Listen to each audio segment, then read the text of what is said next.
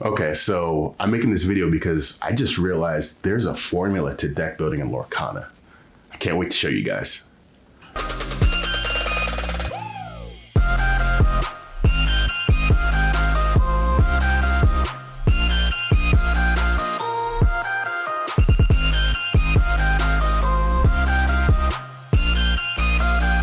This is Chef with Quest for Game, and today we're going to go over a deck building theory that I've been workshopping for a few weeks now.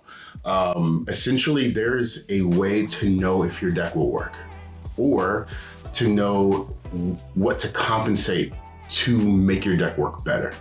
So let's just get right into it. I'm going to make a line here, and that was loud. Okay. So this is going to be a timeline. We're going to go, let's do early, mid,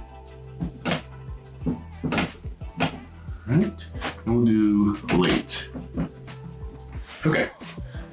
So what this is going to represent: early game, mid game, and late game. Well, my theory is different colors are better early, mid, and late game. Depending on what your color combinations will dictate how good your deck is in certain states of the game. So let's start with green. Green typically is good early game. It's okay mid game, but if you get to late game and you're going against red, one, be prepared, and you pretty much it's game over. So we're gonna put green here, early game. All right. Now, another early is amber.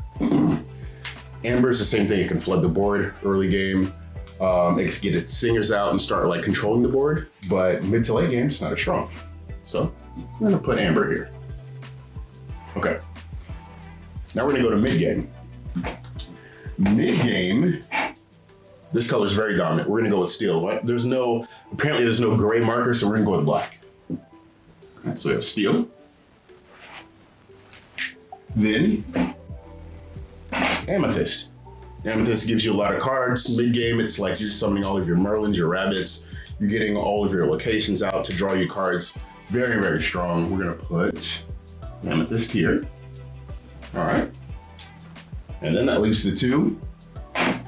We all know that red. Be prepared. Bloodstone Monstrous Dragon has like all the biggest hits towards the end. We're gonna put red here. Okay.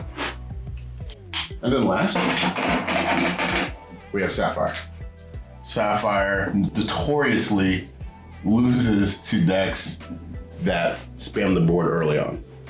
Okay, so that leaves all 6 colors. Now notice we have an even spread, 2, 2, and 2.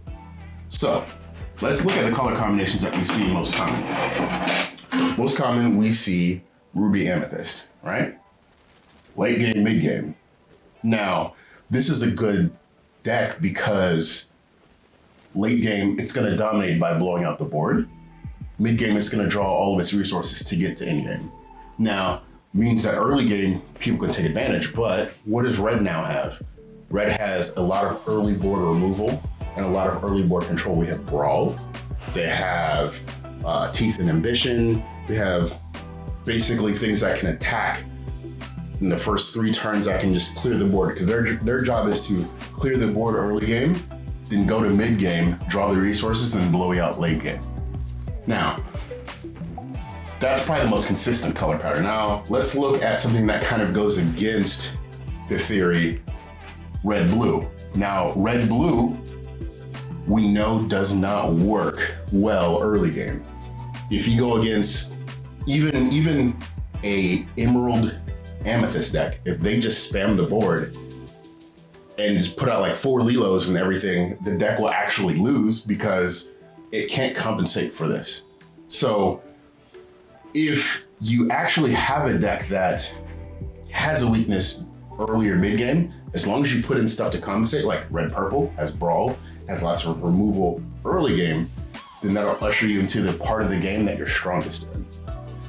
So a lot of blue-red has rush characters, it has Brawl, It has as much as it can fit early game, so that way once it gets to late game, and ironically, if red-blue goes into late game against red-purple, it actually will win because it has nothing but late game cards. It's literally in its most desired game state, where red-purple can't really defend itself.